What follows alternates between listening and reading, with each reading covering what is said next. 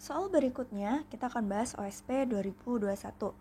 Sistem rem anti-lock braking system atau ABS adalah sistem pengereman yang dapat mencegah terjadinya penguncian roda ketika direm secara mendadak.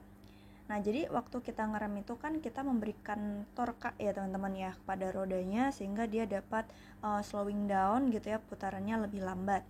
Nah, ketika kita ngerem mendadak terus terdeteksi sama sistem ABS ini, maka torka yang kita berikan tadi itu akan dikurangin gitu ya dengan cara digetarkan sehingga nantinya perlambatan roda itu masih tetap bisa dimaksimalkan tapi tidak terjadi slip antara ban dengan jalan gitu. Karena ketika kita mengerem secara mendadak itu dapat terjadi slip ya. Dengan demikian tingkat kecelakaan dapat berkurang dan mobil masih tetap bisa terkendali, terus pengeremannya juga masih bisa maksimal gitu. Pada sistem ini kita akan tinjau model mobil bermassa M besar dengan 4 roda berjari-jari R kecil yang identik. Koefisien gaya gesek statis dan kinetisnya mu S dan mu K. Ketika mobil direm, torka pengeremannya itu kita sebut sebagai tau F diberikan pada tiap roda. Kemudian anggap juga massa roda jauh lebih kecil daripada massa mobil ya.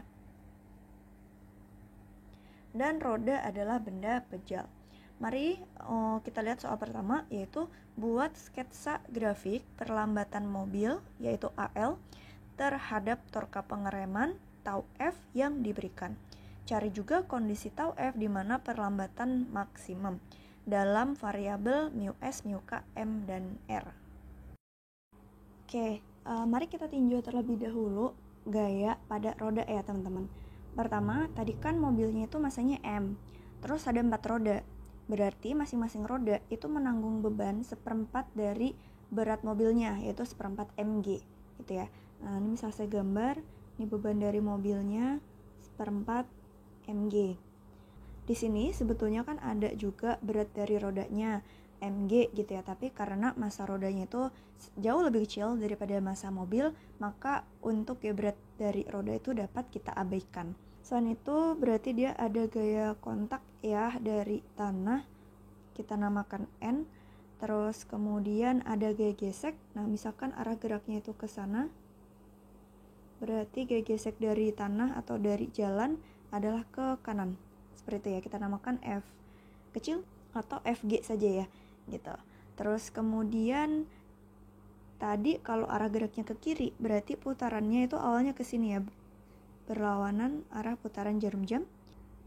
Nah, teman-teman coba pelajarin lagi juga ya, remember bahwa vektor dari torka itu bukanlah searah putaran atau berlawanan putaran, melainkan sejajar sama sumbu. Meskipun memang nanti dia menghasilkan putaran yang searah atau berlawanan arah dengan putaran roda gitu. Nah, jadi kalau tadi dia itu mau direm, maka torka pengeremannya haruslah ke sana. Tau F. Kenapa? Karena kalau torkanya arahnya ke sana pakai aturan tangan kanan, ini berarti dia dapat menghasilkan putaran ke sini sehingga memperlambat perputaran rodanya gitu. Saya gambar ulang aja seperti ini ya biar lebih kelihatan.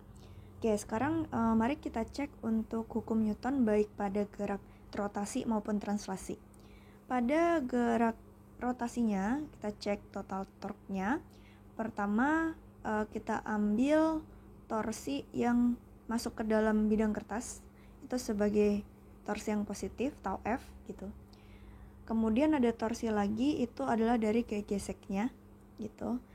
Tadi jari-jarinya R seperti itu. Nah, si gaya gesek ini menyebabkan putaran searah dengan putaran awal roda ya, berlawanan arah jarum jam. Nah, ini torsinya dari si gaya gesek itu kalau kita gambar teman-teman itu arahnya seperti ini, keluar bidang kertas FG R. Jadi jangan salah ya menggambarkan vektor torsinya.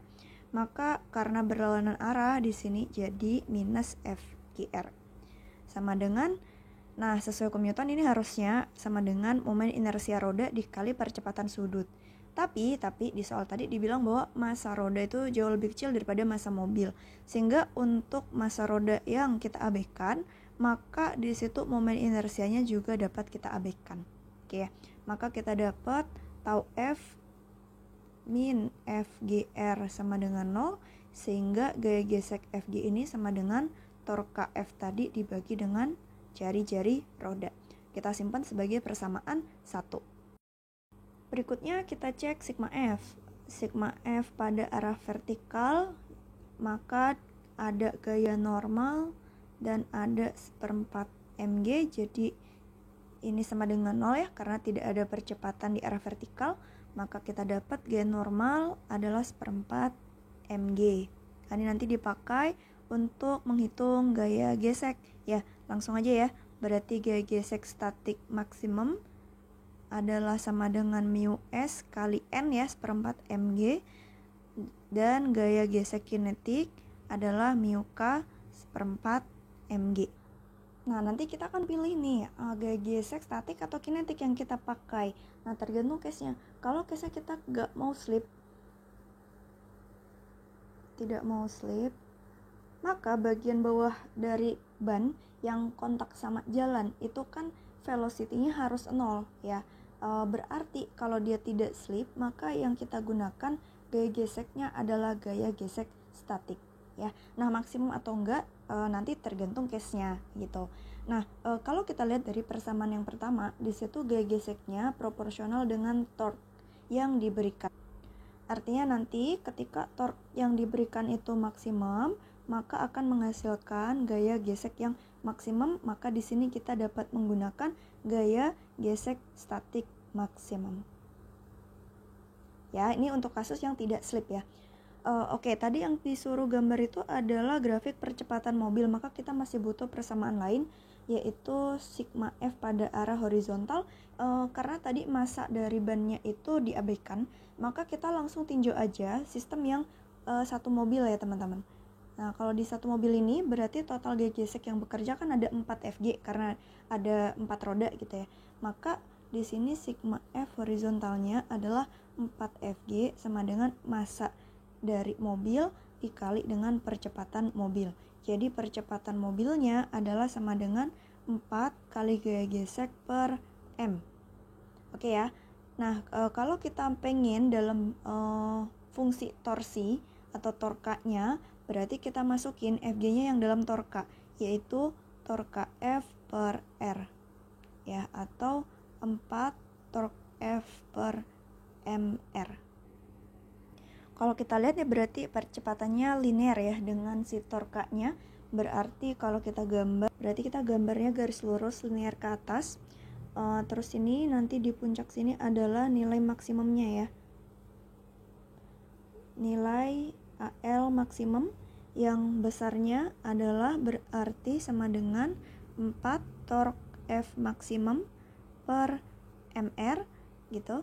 Torka maksimumnya tadi adalah menggunakan gaya gesek statik maksimum, masukkan ke persamaan 1 sini, berarti menjadi 4 kali gaya gesek statik maksimumnya mu S 1/4 mg dikali R, jangan lupa ya, dibagi dengan MR, maka ini sama dengan mu S kali G ya. Nah, ini adalah nilai dari percepatan mobil maksimum ya. Nah, jangan bingung ya kalau saya sebut percepatan, ini maksudnya tuh percepatan ke arah belakang ya teman-teman, alias perlambatan gitu. Jadi mobilnya tuh tetap diperlambat. Nah, ini adalah torka maksimumnya ya. Apa yang terjadi kalau torka yang kita berikan itu lebih besar daripada torka maksimum? Maka si mobilnya itu akan slip ya, maka percepatan mobilnya itu akan lebih kecil, pengeremannya nggak efektif gitu. Jadi di sini dia akan drop. Nah, mungkin kalian bisa recall kembali grafik dari gaya gesek teman-teman, gaya gesek statik kinetik gitu ya. Kalian akan lihat ketika dia mulai slip itu, nih percepatannya akan turun. Nah, di sini nih adalah sudah slip, sehingga kalau tadi di bagian sini ini non slip ya, kita gunakan gaya geseknya itu adalah gaya gesek statik. Di sini kita pakai gaya gesek statik maksimum gitu kan. Nah, ketika di sini ini sudah slip, kita pakainya gaya geseknya tuh gaya gesek kinetik. Oke, tadi diminta juga ya untuk menyatakan torka maksimum di mana perlambatan maksimum terjadi. Nah, tadi sebetulnya udah kita masukin ke sini teman-teman ya. Torka maksimum itu Fs max kali R ya tadi ya. Harusnya kita tulis di atasnya. Nah, ini jadi mu S per 4 mg R. Oke, ini kita dapat si torka maksimumnya ya. Nah, ini saya taruh di bawahnya aja ya. Ini.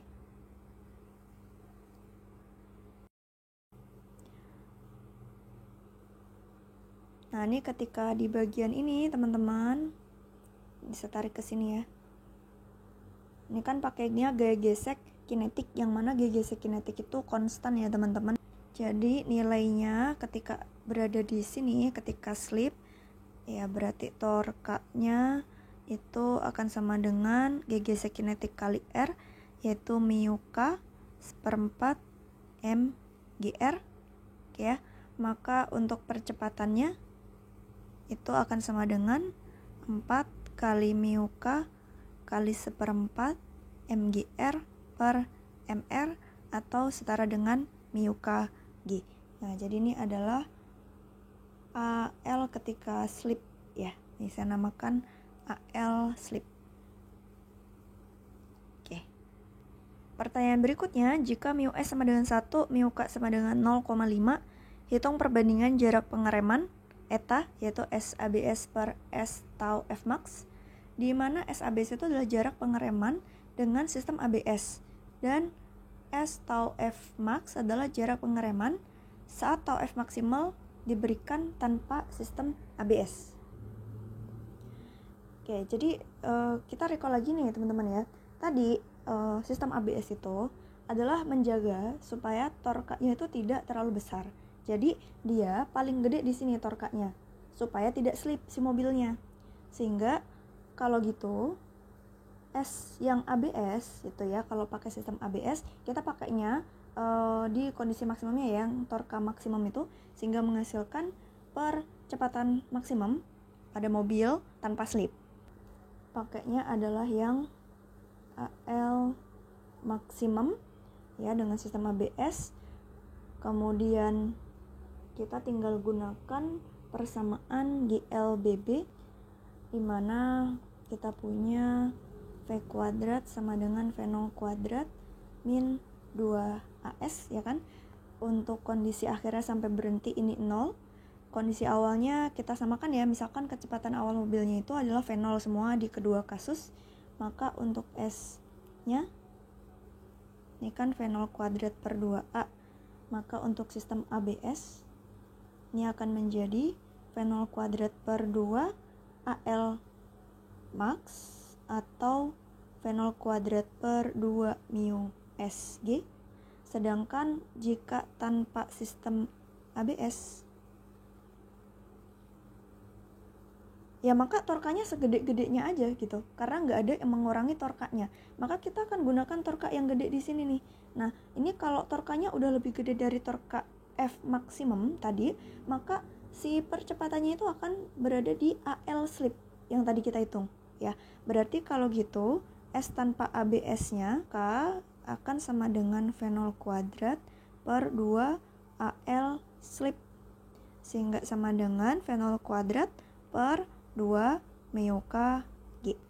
Berarti kalau kita compare S yang pakai ABS dengan S yang tanpa ABS, itu akan sama dengan mu K per mu S 0,5 per 1 ya, jadi 0,5 ya. Artinya jarak pengereman kalau kita pakai sistem ABS itu setengah kali dari kalau tanpa ABS. Jadi lebih cepat berhentinya si mobil, tapi dia tetap aman, tidak slip gitu ya. Oke, untuk soal sistem ABS ini itu aja. Kita lanjut lagi di soal berikutnya ya.